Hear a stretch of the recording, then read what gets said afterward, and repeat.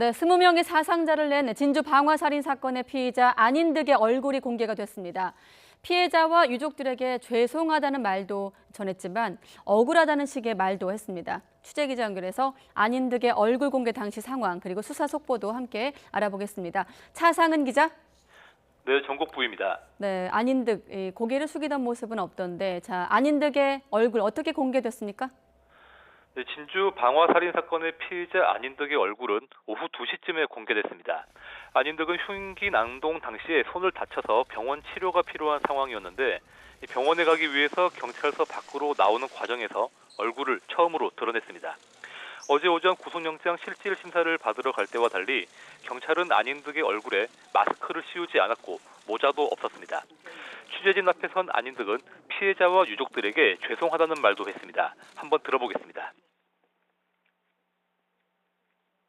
죄송합니다. 죄송한 말씀드리고 저도 하소연을 했었고 10년 동안 불이익을 당해왔습니다. 그리고 하루도 멀다고 불이익을 당해오고 이러다 보면 화가 날 대로 나오고. 들으신 것처럼 안인득은 피해자에게 사과의 말을 전하면서도 자신이 불이익 당했다는 점을 취재진 앞에서 강조했습니다. 이번 사건에서 특정인을 노렸냐는 질문에는 그런 것은 아니다며 억울한 부분도 있지만 잘못에 대해서는 처벌받겠다고도 했습니다. 앞서 경찰은 어제 저녁 신상공개심의위원회를 열어서 안인득의 실명과 나이, 얼굴 공개를 결정했습니다. 네, 이 현장에서도 이 범행 동기를 묻는 취재진 질문이 있던데, 경찰 수사 상황 어떻게 파악되고 있습니까? 안인득을 구속한 경찰은 계획범죄의 무게를 두고 수사를 진행하고 있습니다. 어제 경찰이 공개한 CCTV를 보면 방화 3시간 전 근처 주유소에서 휘발유를 구입한 안인득이 아파트 현관으로 들어오는 모습을 볼 수가 있는데요. 경찰은 안인득이 우발적으로 저지른 범죄가 아니라 사전에 계획했다는 증거로 보고 있습니다. 하지만 안인득의 범행 동기는 여전히 불투명한 상태인데요.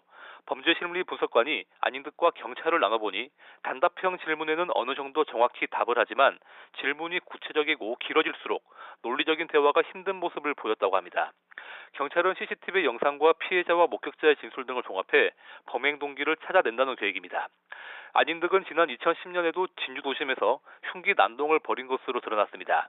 하지만 조현병에 따른 심신장애가 인정돼 징역 2년에 집행유예 3년을 선고받았습니다.